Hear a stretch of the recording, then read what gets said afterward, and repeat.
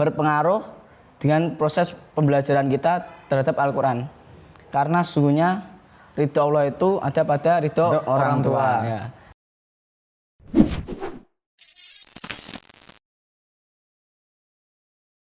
Bismillahirrahmanirrahim. Assalamualaikum warahmatullahi wabarakatuh. Halo sahabat Qur'ani, dimanapun kalian berada, yang di luar maupun di dalam ruangan, stay safe, stay healthy.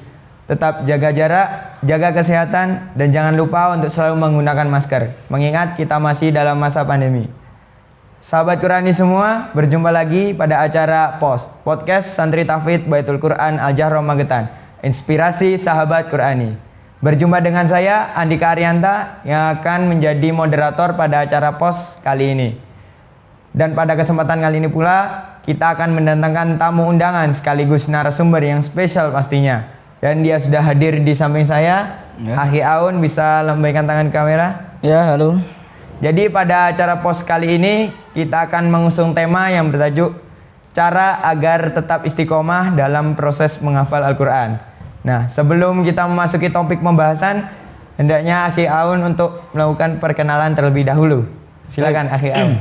Bismillahirrahmanirrahim. Assalamualaikum warahmatullahi wabarakatuh. Waalaikumsalam warahmatullahi wabarakatuh. Perkenalkan, nama saya Aun Hizbullah, bisa dipanggil Aun ya. Di sini saya sebagai tamu undangan sekaligus narasumber yang disampaikan oleh Akhi Arya tadi. Dan saya di sini merupakan salah satu siswa kelas 12 MIT Baitul Quran Al-Jahroh Magetan. Dan saya juga berasal dari kota Madiun ya. Salam untuk rakyat Madiun ya. Assalamualaikum warahmatullahi wabarakatuh. Halo, Nyun. Nah, untuk mempersingkat waktu, kita langsung saja menuju topik pembahasan. Jadi, untuk Akhi Aun, apa motivasi Akhi Aun dalam proses menghafal Al-Quran itu sendiri? Bisa tolong dijelaskan pada teman-teman yang ada di rumah? Oh baik. Motivasi saya dalam menghafal Al-Quran. Sesuatu yang memotivasi saya ketika menghafal Al-Quran yaitu ketika saya sedang melihat seseorang, entah itu teman saya atau orang lain, orang sekitar, yang sedang membaca Al-Quran atau menghafalkannya dengan sungguh-sungguh dan serius gitu. Menghafalkannya bukan sekedar menghafal, juga bukan sekedar baca situ, tapi juga meresapi dan mendalami mentadaburi apa itu Al-Quran dan memahami isi-isinya. Di situ saya melihat seorang orang itu, saya menjadi termotivasi. Kalau mereka bisa seperti itu, berarti saya juga harus bisa. Kenapa enggak? Ya, kalau mereka bisa, kenapa saya enggak? Jadi saya termotivasi dari itu, dan mengetahui hal itu saya langsung mengatakan pada diri saya harus bisa lebih baik dari mereka. Seperti itu. Berkompetisi, bersaing. Ya, bersaing dalam kebaikan. Dalam kebaikan. Fastabiqul khairat. Tapi dalam persaingan ini ya tergantung pada niat awal kita untuk bersaing. Suatu niat yang baik itu adalah niat yang kita niatkan karena Allah Ta'ala. Niat itu ikhlas, kita lakukan hanya karena Allah Ta'ala. Nah, ngomong-ngomong nih Mas Aun, antum tadi mengatakan tentang niat. Nah, menurut Akhi Aun sendiri, niat yang ikhlas karena lillahi ta'ala itu niat yang seperti apa Mas Aun? Akhi Aun, bisa dijelaskan? Niat yang ikhlas lillahi ta'ala itu niat yang datangnya dari hati kita, bukan karena suatu iming-iming duniawi, ingin berbau duniawi. Ya, suatu yang berbau duniawi yang disuguhkan oleh misalnya orang tua kita ya, menjanjikan kalau kamu bisa menghafalkan 30 juz, nanti kamu tak kasih motor sport gitu ya misalnya.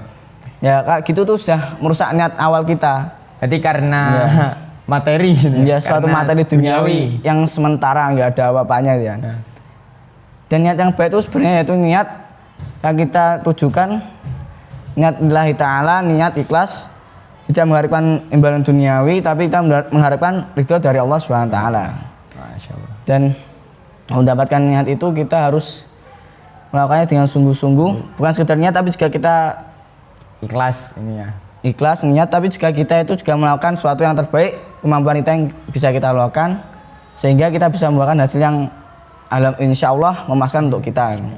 Nah, Mas Aun, Akhi Aun tahu sendiri di luar sana, Iya. di masyarakat luar banyak yang ingin menghafal Quran.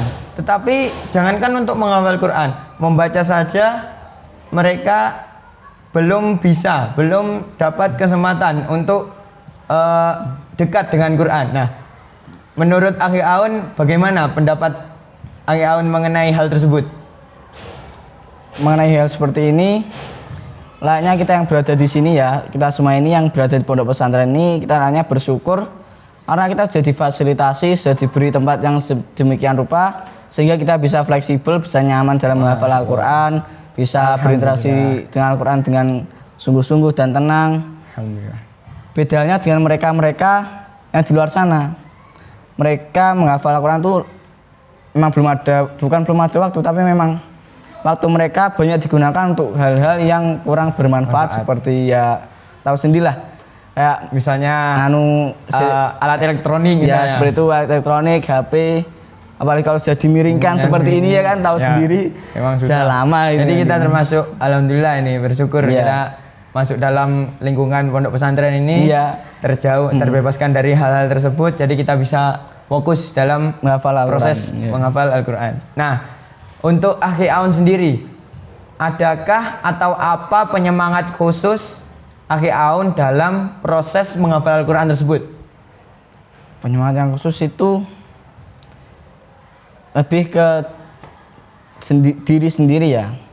Kita itu mendapat semangat dari orang-orang, diberikan lingkungan kita itu semangat, dikasih motivasi sedemikian rupa dari orang tua, dukungan, doa. Itu semua akan menggantungkan pada diri kita sendiri. Bagaimana kita merealisasikan doa-doa mereka, semangat mereka menjadi sesuatu yang bisa memuaskan mereka dan membuat mereka tidak kecewa dengan apa yang mereka korbankan untuk kita. Oh, jadi begitu. Nah, antum tadi menyebutkan kata orang tua. Nah, pertanyaan saya, apakah Akhi Aun setuju apabila orang tua menjadi motivasi utama atau motivasi pokok dalam proses menghafal Quran tersebut? Ya, ini sesuatu yang sangat berpengaruh dengan proses pembelajaran kita terhadap Al-Quran. Karena sesungguhnya ridho Allah itu ada pada ridho orang tua. Ya.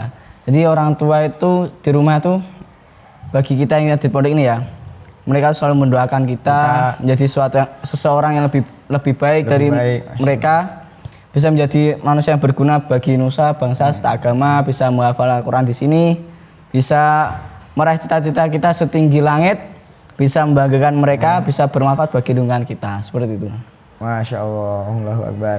Nah, selain orang tua nih, Akhi Aun, apakah teman-teman juga berpengaruh dalam hafalan Quran kita, dalam proses menghafal Quran kita? Bisa dijelaskan, Akhi Aun? Ya, teman-teman kita itu sangat berpengaruh. Apalagi lingkungan. Ya, seperti lingkungan tadi, teman-teman kita. Alhamdulillah di sini kita memiliki teman-teman yang baik ya. Semuanya bisa berkontribusi dengan baik, menghafal Al-Quran bersama, belajar Al-Quran bersama. Di sini memang sudah terlalu kondusif. Beda halnya dengan lingkungan di luar sana. Teman-teman banyak yang mereka itu ya lebih memperdalami keduniawian daripada ukhrawiyah. Banyak dari mereka lebih senang bermain-main. Jadi intinya kurang pandai memanfaatkan waktu yang lebih banyak untuk kesenangan duniawi. Nah, jadi gitu.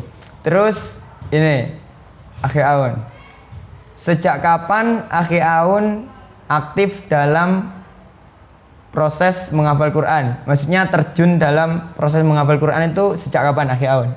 Bisa diceritakan saya kepada di teman-teman. sini tuh saya dididik menghafal Al-Quran tuh sejak TK ya salah. Saya ingat TK. Oh, sejak kecil. Iya, sudah dari dulu kecil itu saya dikasih metode pembelajaran pertama itu yaitu metode Umi ya, tahu kan? Ya. Metode Umi ya. Ya, terus itu dikasih pembelajaran itu sudah dipelajari, saya dikasih Al-Quran suruh menghafalkan awal surat juz 30 itu dari An-Naba sampai An-Nas. Ya suruh hafalkan itu.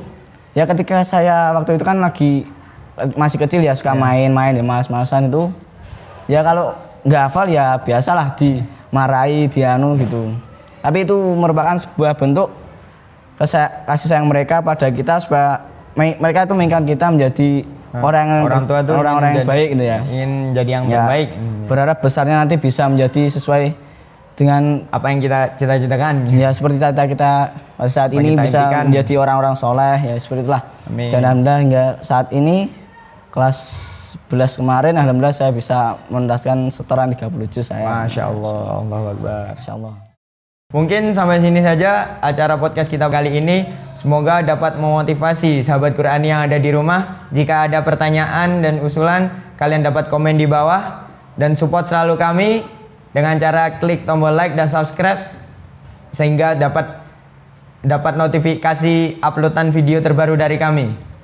Dan terima kasih untuk Akhi Aun atas ketersediaan waktunya Ya, sama-sama. pada acara podcast kita kali ini, dan saya Andika Arianta sebagai moderator ada acara podcast kali ini pamit undur diri. Akhir kata, wassalamualaikum warahmatullahi wabarakatuh. Waalaikumsalam warahmatullahi wabarakatuh.